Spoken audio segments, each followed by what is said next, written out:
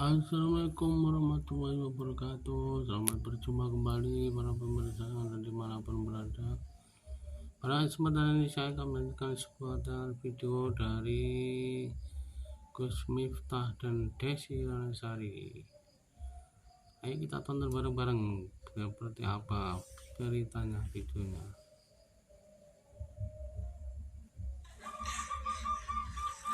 Halo Desi, nyalon gubernur Jawa Barat. Saya kampanyenya gampang. Hidup itu memang indah bila disertai dengan janda dan tawa. Wah, bercanda ya. Kantor PAN kehadiran Gus Miftah, Ketum Zulkifli Hasan lumayan gagah. Tapi sayang senajan gagah, istrinya tidak nambah-nambah. Ingatkan Teh Desi, jangan pernah mengulangi kesalahan yang sama. Kenapa? Karena masih banyak kesalahan lain yang harus kita coba.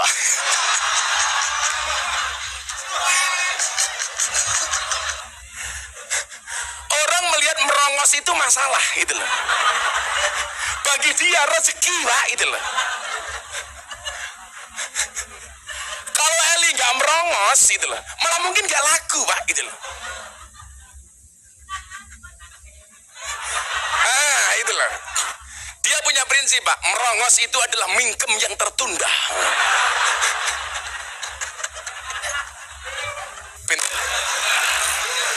Cuman mungkin sekarang ada yang lain lah. Inilah kita. Nah, coba kita lihat.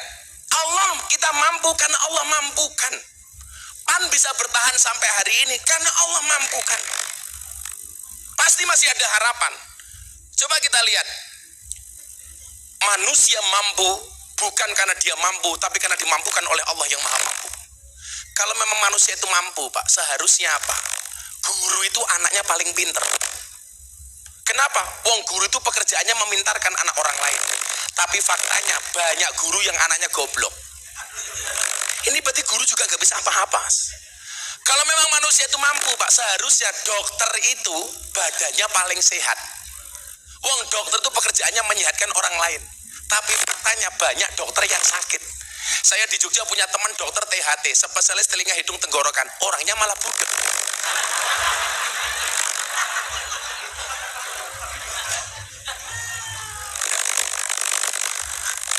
Makanya saya bilang, dokter itu pinter apa goblok, Mas? Goblok, Mas. Buktinya apa? Setiap orang datang ditanyakan goblok gitu loh. Yang pinter itu cuma satu, dokter hewan. Nggak pernah ditanya, langsung disontek.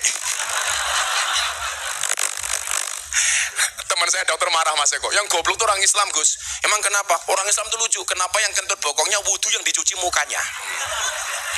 Ayo, kalau ada orang begitu jawabannya apa, Mas? Sama dokter.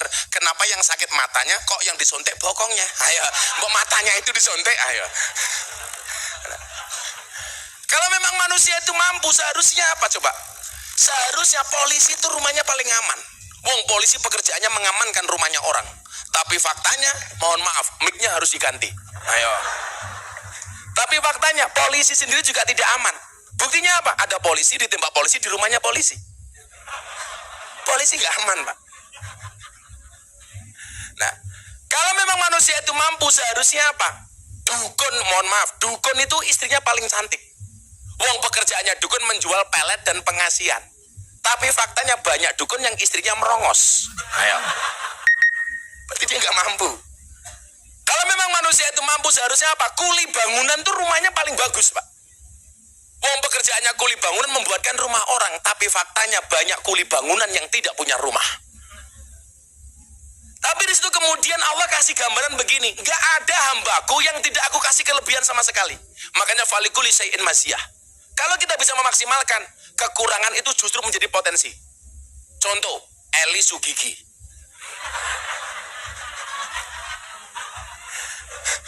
Orang melihat merongos itu masalah, itu loh. Bagi dia rezeki, Pak, itu loh. Kalau Eli nggak merongos, itu loh, malah mungkin nggak laku, Pak, gitu loh. Itu loh. Dia punya prinsip, Pak, merongos itu adalah mingkem yang tertunda.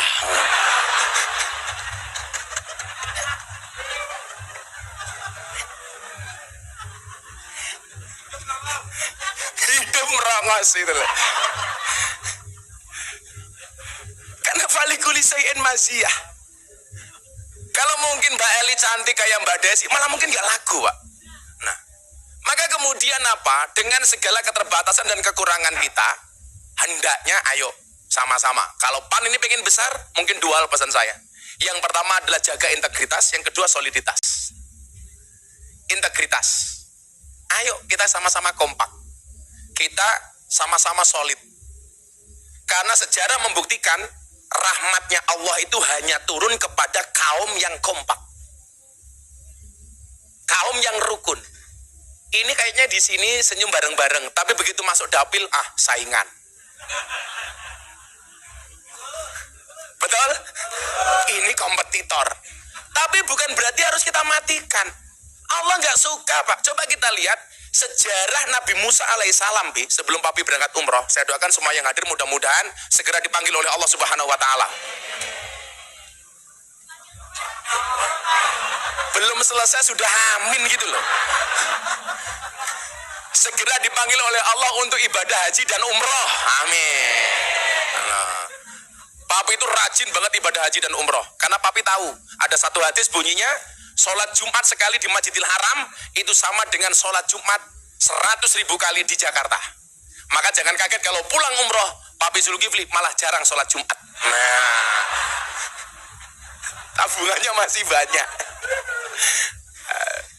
Coba, umatnya Nabi Musa itu pernah, Pak Toto, dilanda kemarau panjang. Akhirnya apa? Nabi Musa mengajak umatnya untuk melaksanakan sholat istisqa, sholat minta hujan. Kalau sholat dua pilihan, itu bukan istisqa, tapi istikharah. Kayak kamu jomblo, punya dua calon istri, kamu pilih A atau B, istikharah. Tapi pesan saya satu, sebelum kamu istikharah, yakinkan dua-duanya mau sama kamu. Yang menjadi problem, sudah di istikharah, nggak ada yang mau. Akhirnya bikin quote, kupinang kau dengan bismika Allahumma ahya wa bismika amut. Kenapa? Karena aku sadar diri memilikimu hanyalah sebuah mimpi. Iya. Kalau cinta ditolak, quote-nya bukan itu, Mas. Jika surat Yusufku tidak mampu meluluhkan hatimu, izinkan kulantunkan surat Yasin sebagai penutup kisah hidupmu.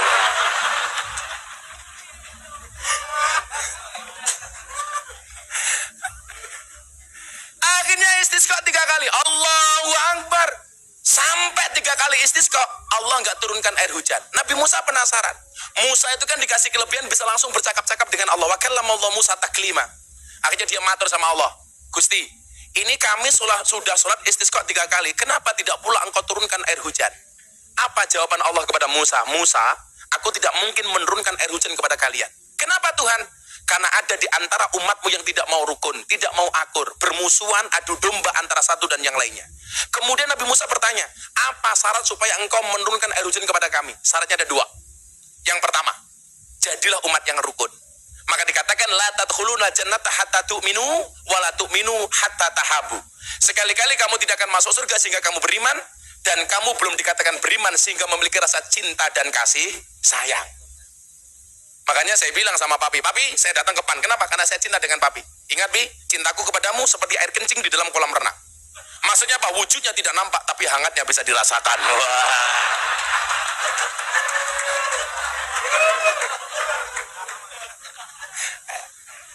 Ini harus rukun, Pak.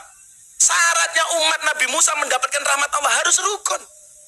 Kamu tidak akan dikatakan beriman sehingga kamu memiliki rasa cinta dan kasih sayang. Kemudian yang kedua apa? Ini yang menarik, Bi. Nabi Musa tanya, syarat pertama kami harus rukun. Oke, kami rukun. Yang kedua apa? Wahai Tuhan. Syarat yang kedua adalah kamu cari wali Allah namanya Baroh.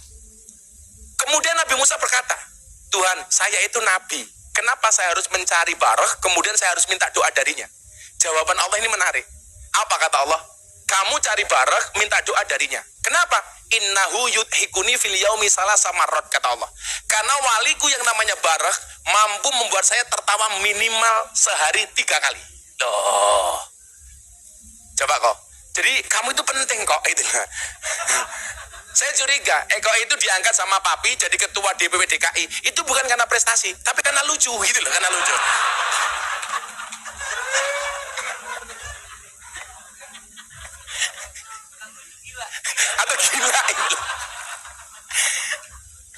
Akhirnya apa Bapak Ibu? Nabi Musa mencari si Barah.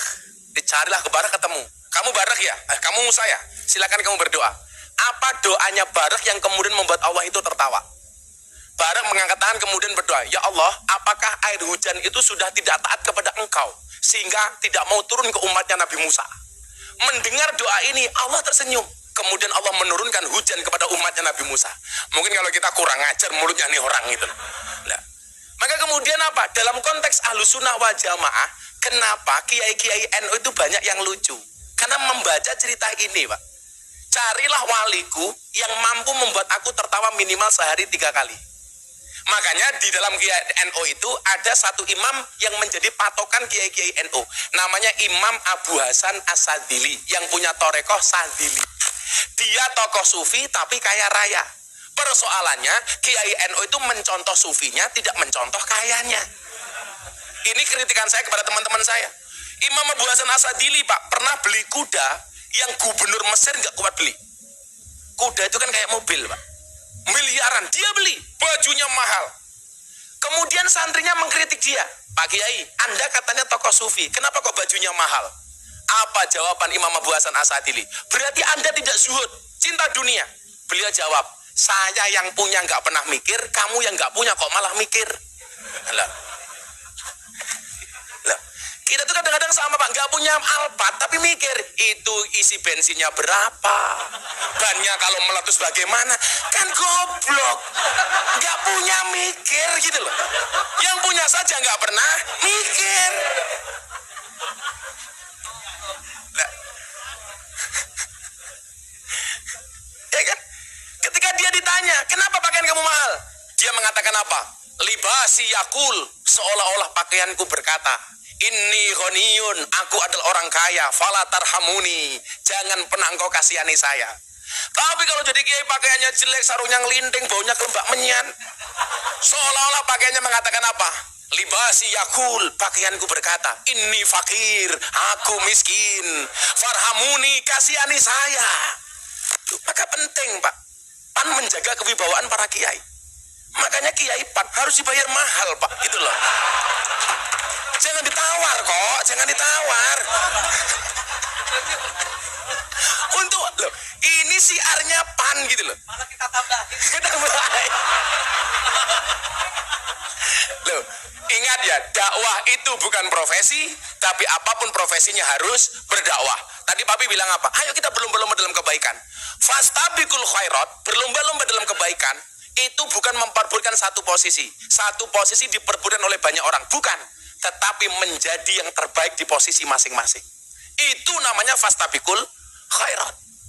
Sehingga mohon maaf, ada kesan PAN jauh dengan kiai. Ayo kita buat kedekatan itu. Sehingga apa?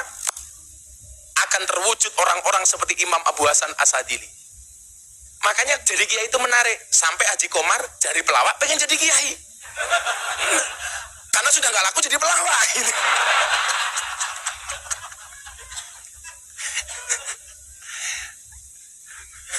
Sekarang mau jadi DPR ya, Bi ya. Nah, amin, amin. Si Allah terpilih, Bi. Wong sampai pengajiannya kampanye sampai mohon maaf. Duduk di kursi jempale, Bi.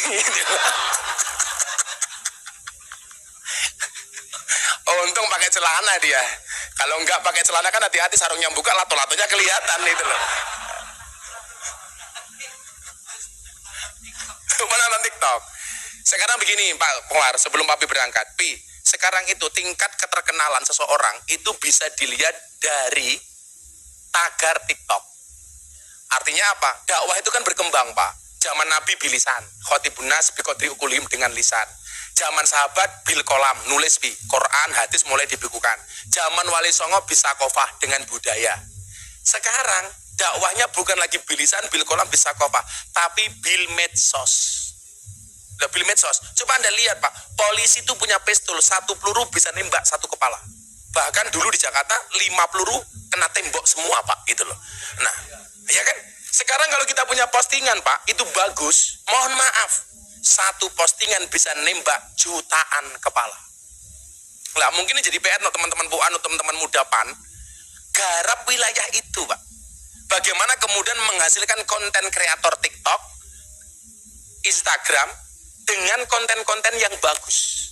Sehingga kemudian apa? Dikenal, Pak. Coba Anda lihat pidato Gus Miftah di DPP PAN bersama Ketum Zulkifli Hasan. Langsung muncul itu bla bla bla bla bla bla. Kejadiannya hanya sekali, tapi amplifikasinya bisa berjuta-juta kali. Kenapa itu tidak kita maksimalkan? Padahal pemilih kita hari ini adalah banyak yang milenial, Pak. Siapa? Kita. TikTok. Nomor 1 PAN. Wah. Coba kita lihat. Contoh yang paling gampang. Kita akan lihat, coba Bapak Ibu yang punya TikTok, Anda ketik pencarian Zulkifli Hasan. Artinya apa? Maksud saya supaya kemudian kita tahu betapa hebatnya TikTok. Zulkifli muncul di atas sendiri. Kemudian Anda lihat tagarnya. Tagar yang paling atas, beliau ini mencapai Zulkifli Hasan 67,9 juta. Nah, kemudian ada thank you Zulkifli Hasan 14, sekian juta. Demikian juga dengan tagar-tagar di bawahnya. Karena buahnya tagar Zulkifli banyak. Coba sekarang bandingkan Gus Miftah. Supaya kader PAN ini lebih semangat begitu loh. Nah, bukan kok saya mau sombong, enggak gitu loh. Sehingga maksud saya kalau papi bayar saya mahal, oh ada alasannya gitu loh. Sombong gitu loh. Coba Gus Miftah paling atas, Pak Toto. 1,4 billion, bukan M Pak, billion. Ini betapa dasarnya amplifikasi ini. Maka di PAN selain berpolitik, kita juga bisa syiar dakwah melalui TikTok. Tepuk tangan untuk PAN. Coba saya pengen ini jadi amaliyah wirid kita semuanya. Dituduhkan bareng-bareng. Bismillahirrahmanirrahim. Qulillahumma malikal mulki tu'til mulka man tasha wa tanzi'ul mulka mimman tasha wa tu'izzu man tasha wa tudhillu man tasha biyadikal khair innaka ala kulli syai'in qadir. Itu dibaca setiap habis sholat. Kemudian doanya adalah Allah dituduhkan Bismillahirrahmanirrahim. Allahumma la mani'a lima a'taita wala mu'tiya lima mana'ta wala radda lima qadaita wala yang fa'udal jad minkal jad. Nanti Anda Papa lihat di Google itu ada. Itu kalau Allah memberi, gak ada suatu pun manusia yang bisa menolak. Manusia mau mendukung kayak apapun, Allah tidak memberi, maka kemauan Allah lebih hebat dibandingkan kemauan manusia. Spirit Nabi Daud alaihissalam untuk kita semuanya. Tepuk tangan untuk Partai Amanat Nasional. Terima kasih. Tidak layak kiranya karena kita harus mengantarkan papi untuk berangkat umroh. Mudah-mudahan mendapatkan derajat umroh makbulan. Tidak hanya membawa kebaikan untuk papi, tapi juga kebaikan untuk kita semuanya. Amin Allahumma amin. Melupakan Allah itu dosa, melupakan orang tua itu durhaka. Melupakan Partai Amanat Nasional mana bisa. Terima kasih. Assalamualaikum warahmatullahi wabarakatuh.